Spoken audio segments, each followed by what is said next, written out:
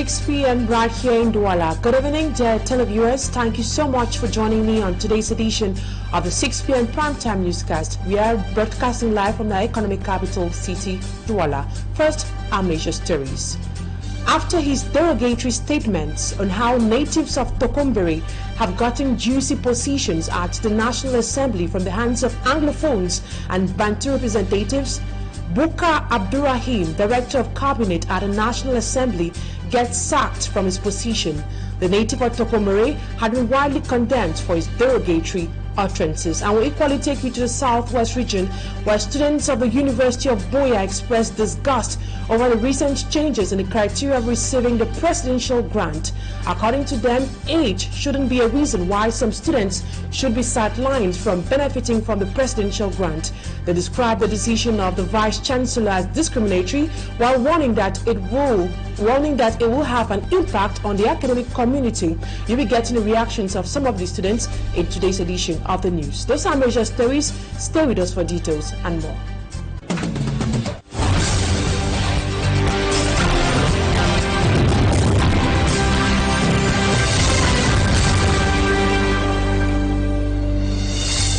Thank you so much, ladies and gentlemen, for staying with us. I am called Immaculate Fogwe. We begin with news coming from the political capital Yaoundé, where the November session of Parliament began today. In his opening address, the House Speaker of the National Assembly, Kavaege Jibril, expressed his desire to accelerate the implementation of decentralization with greater financial resources made available to local councils. He also underscored the dynamism of the mining sector and highlighted the contribution of the sector to the economy of the country. House Speaker Kavaige Jibril expressed concerns about the prevailing situation in the two English-speaking regions of Cameroon.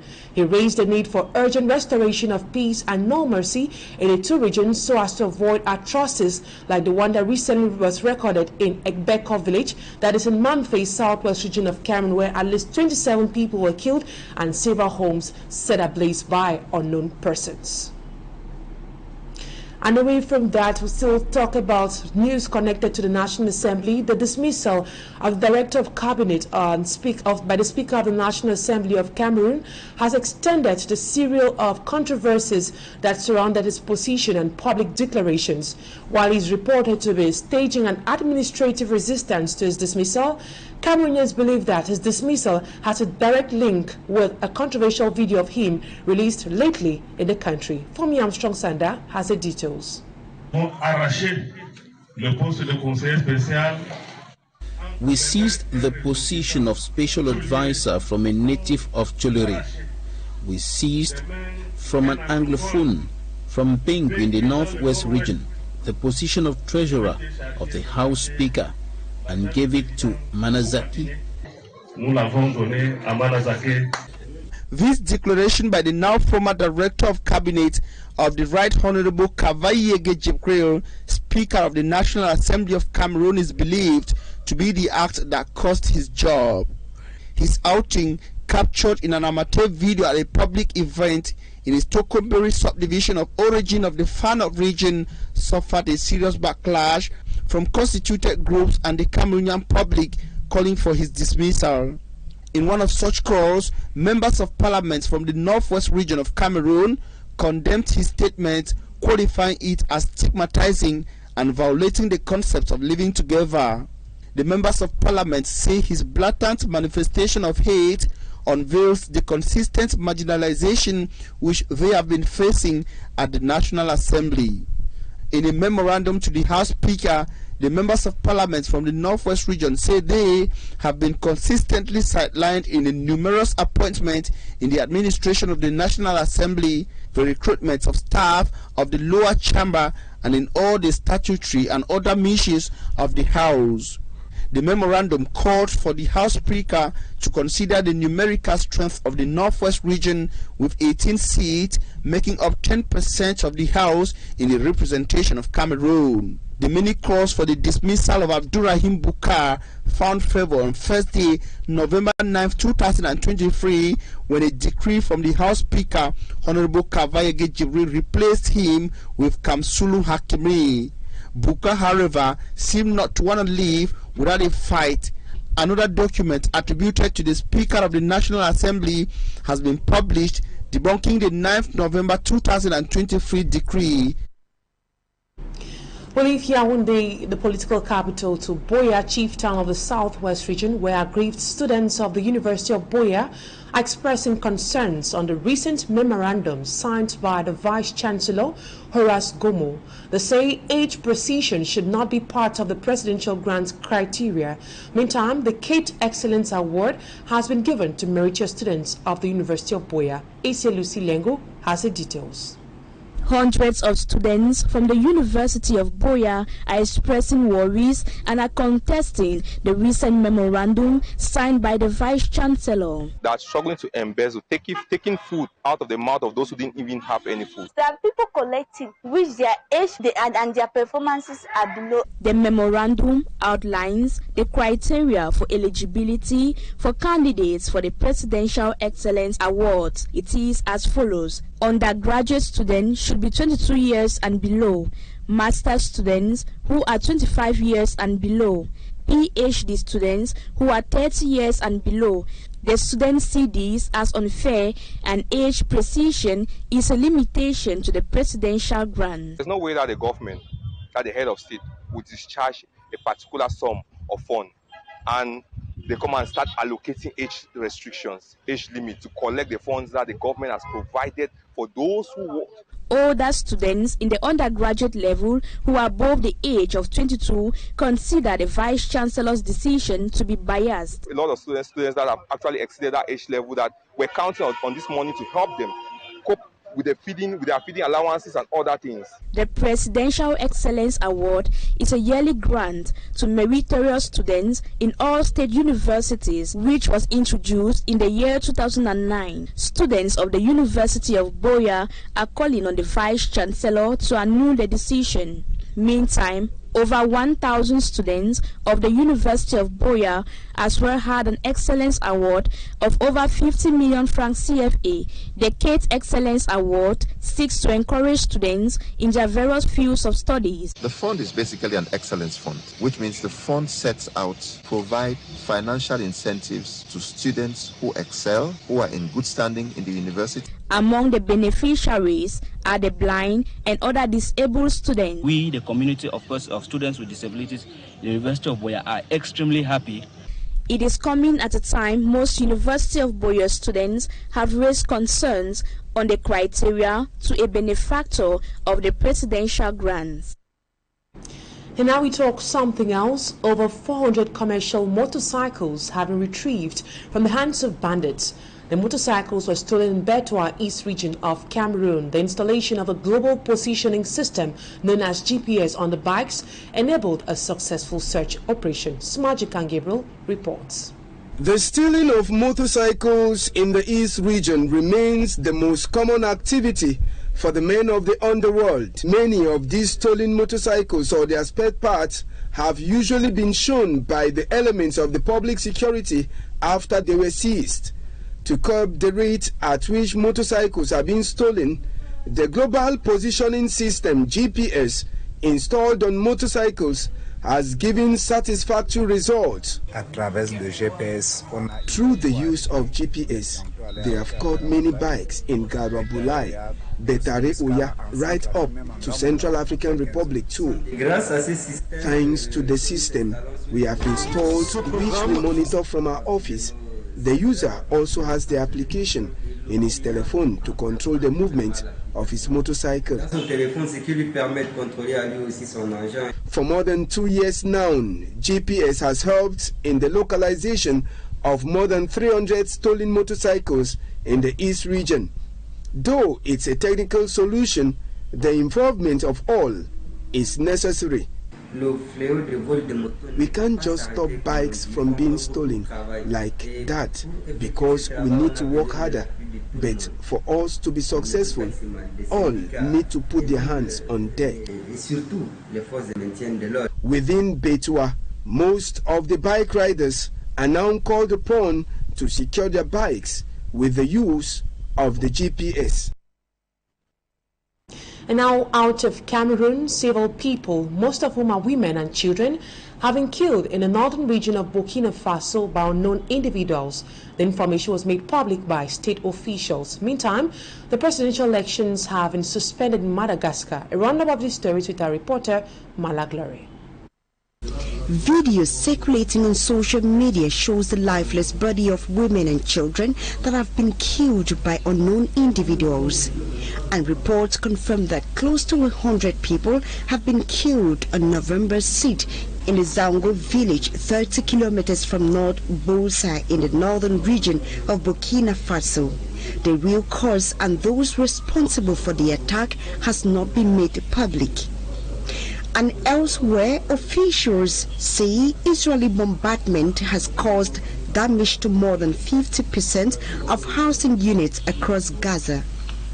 Besieged territory endures another night of heavy bombardment, with Israeli forces targeting homes and hospitals. White House says Israel has agreed to a daily 4-hour pause in fighting to allow Palestinians to leave northern Gaza. At least 10,812 Palestinians have been killed in Israeli attacks on Gaza since October 7. In Israel, the death toll stands at more than 1,400 people. And over to Madagascar, where the lower house of parliament on Thursday, after more than a month of regular opposition rallies. And now to our weekend sports package. The under-20 Lionesses are striving to revenge the defeat that the Harambee Starlets gave to the senior women's national football team during the Africa Cup of Nations qualifiers game. The under-20 Lionesses will face the Starlets of Kenya tomorrow at the Amado Ahijo Stadium. Our weekend sports roundup is with Cedric Chakutio. Cameroon's under-20 Lionesses will be challenging the rising Starlets of Kenya in the qualifiers of the Under-20 Women's FIFA World Cup. It will be an opportunity for the Under-20 Lionesses to revenge the defeat that the Harambee Starlets gave to the senior women's national football team in the AFCON qualifiers. To qualify for the stage of the tournament, the girls of coach Hassan Bala defeated Botswana 4-1. Note should be made that the Amadou Ahijo Stadium will host the match. Elsewhere, hostilities of the Elite One Championship would be in its 7th playing day this weekend. According to the program put up by the Transitional Committee put up by Fekafoot, Aigle Royal of Menwa will be against PWD of Bamenda, while Fauve Azur Elite will go against Young Sport Academy. And the shock of the day is between Union of Douala, who will be against Astro of Douala on Sunday. And that sports element done by Cedric Chakutio puts an end to the first part of the news. Talking Point is up next.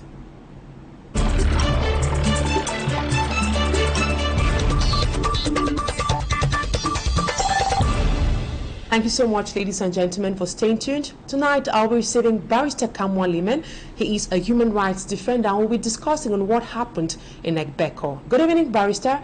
It is a pleasure to have you on Talking Point today. Many a times, we have heard the government officials claiming that the war in the northwest and southwest regions was over. Yet, we still continue recording civil deaths, with the most recent being the Egbeko massacre. Should we hope for an end to the conflict anytime soon?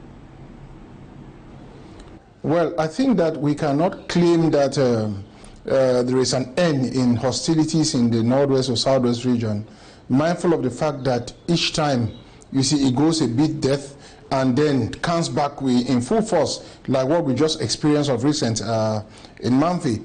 You see, you cannot think that your malaria you have will go without proper treatment. No. As long as the government does not address the Anglophone issue, I think that we cannot boast of any durable peace. So I think at times these terrorists that I condemn, of course, that all of us we do condemn, they take a kind of break, and then with events, they have the opportunity to come back and maybe tell the public that they are still there, which is unfortunate. Barrister, none of the belligerent parties have claimed responsibility of the attack. Should we think that there is a third party who should be considered as a terrorist? I think we'll have a problem defining terrorism. Terrorism does not only attribute to Ambazonian. Anybody who perpetrates those kind of acts against the civil population, fried killing, is a terrorist. I've not said that the Ambazonian terrorists or state-sponsored terrorists. I'm just saying that whoever perpetrates such an act is a terrorist. So my qualification of terrorism or terrorist is related to the acts that were done and not to any particular group. So, Barrister, what is your opinion on the fact that despite the killings that happened in Ekbeka village, militants of the CPDM party in Mamfe went ahead to celebrate President Paul Biya's 41-year reign in that part of the country? Some say it was necessary to temporarily suspend celebration and focus on mourning. Do you share the same view?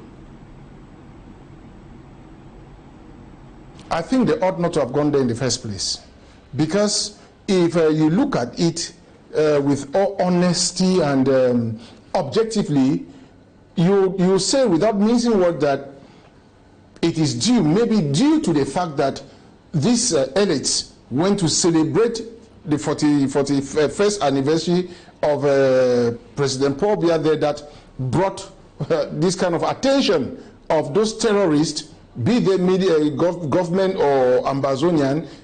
That is what brought into their minds that they could do something. Because seeing those people coming, I'm very sure that it was indicative that there will be a counter reaction from whoever has an interest to show that those people don't abide, they don't accept the rule of the CPDM or the head of state. I want you to expatiate on this same issue. Some persons hold the view that the choice of celebrating the 41 year of the head of state in Mamfe might have contributed in igniting the attack. Now, could you please expatiate on that, please? It was foreseeable that if people go to Mamfe to do what they went to do, to celebrate Paul Biya's 41st accession to power, it could create problems. Because first of all, I want us to be very, very realistic. Many Anglophones, majority of the Anglophones don't adhere to that. Majority of Anglophones feel that there are issues that has to be redressed than coming to celebrate such an event, which to them is almost a non-event, because people cannot be, the majority of Anglophones cannot be against the rule, you understand, and you come to celebrate that kind of party. That in any case does not justify why any individual or group of persons should pick arms against innocent civilians. You see, I am just saying this, I'm working in the minds of whoever committed such an act, that it is maybe because they brought Mamfe into the limelight that those people thought they could seize the opportunity to mark some points. But I want to condemn, as you people have done severally, and as many other persons have done, that it is a terrible thing for anybody to pick up arms against the innocent population. I condemn that with the strongest terms. And that, to me, it does not suffice to condemn an act. It is equally incumbent on us to do things, not so to guide individuals in order to limit the killing of civilians. If you know that an action can lead to the Ambazonians or terrorists or whoever can take the opportunity when people are gathered, or when people come to manifest something which is against their interests, so we avoid doing that. Because to me, I still think that it was not very, very convenient. It was not very, very right thinking that the elites will go to Mamfe to celebrate the 41st accession to power of President Paul Biya. To me, it was not. Indeed, they exposed that community. You see, for what? What are we going, in a normal society, what are we going to celebrate? That somebody has been in power for 41 years, and you know for sure that people are not happy, and you go to celebrate it. But still, I repeat and I reiterate that this does not, however, justify the fact that people will be killed. I sympathize with the families. I sympathize with the population of Mamfe. Indeed, I am bereaved because, as an Anglophone, that such a thing happened in Mamfe. I am actually bereaved. What is the essence of killing these civilians? How does it promote whatever they want? To me, it is a failure for anybody to kill innocent Cameroonians. I don't know. What do they hope for? How does this improve? How does this help them attain their objectives? It is stupidness. And now, do you think the allegation that some people are using the Anglophone conflict to settle scores deserves the attention of investigators?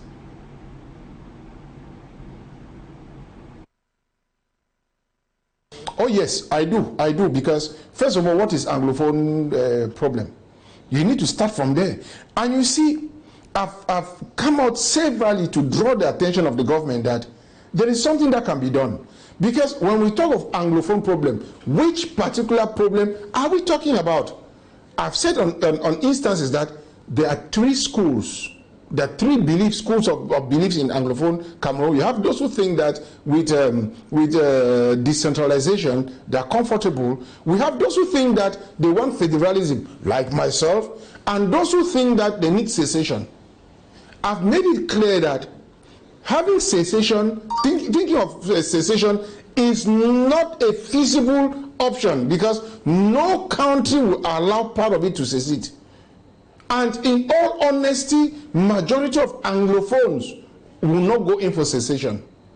And I've said this before, that this period of secession existed long ago when the two Cameroons came together, but they never had the majority to express to put their feelings into action.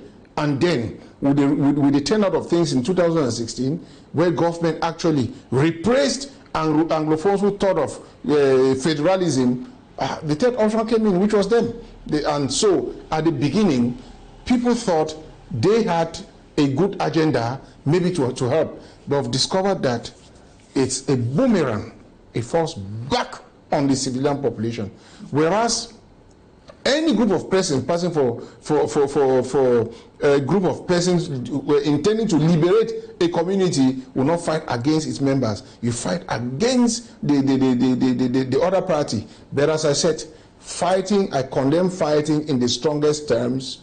And I think that the government should do the right thing by bringing Anglophones together to have a unified stand view of what they want. And then the government can react at that level. Barrister, yesterday we watched on the news that the population of Mamfe came out in their numbers dressed in black and red to denounce the killings that took place in their town. They also prayed for an end to the crisis. Is prayer enough to end all these atrocities in these 2 English-speaking regions of the country?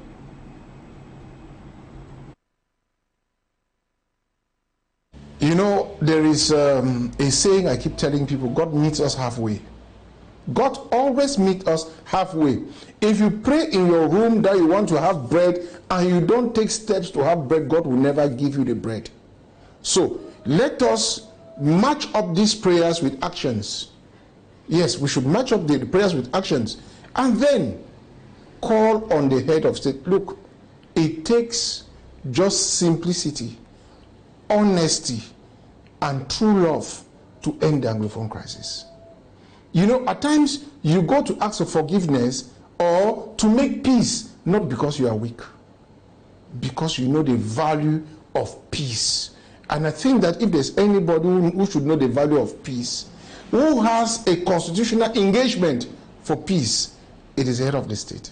It's the head of state, because he has that commitment to provide us the citizens security for ourselves and our properties.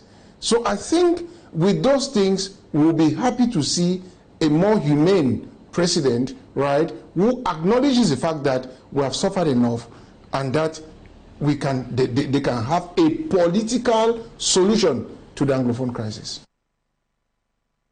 Now, what are your thoughts about a possible end to bloodshed in the 2 English-speaking regions of the country?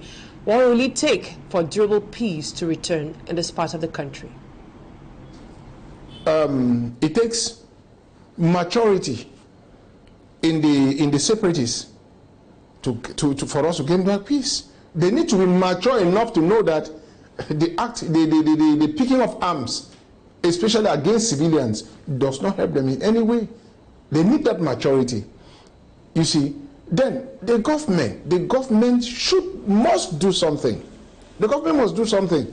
And as I said, for the government to do something, Anglophones must be heard. What is a majority view? Late Cardinal Tumi was not mad. He saw it and some other persons that we need an all Anglophone conference. And the outcome of that conference will determine exactly what the Anglophones want. And then the government can now work on that, or work on. Because as I said, for now, there are 3 different schools, you see, and then there is an interconflict between the Northwest and the Southwest, which makes the matter a bit more complicated. So they need this all Anglophone conference to meet and to come out with the ethos, the aspirations of the majority. From there, I think the government should be honest enough to agree. Probably admitted that they tried to assimilate the Anglophones. He said it openly. It's a confession that nobody doubts that, and that they failed. He acknowledged the fact that they failed. So if you failed in the assimilation process, stop it and go back to the federalism that we came into this union with. And I think from there it's going to work. Barrister Kamwan Liman, human rights defender. And that's what put an end to today's edition of the 6 p.m. primetime newscast on Equinoxe TV. Thank you so much, dear viewers, for your keen attention. Stay in the company of Serge Alain Otto with the program Equinoxe Soir. Have a wonderful weekend.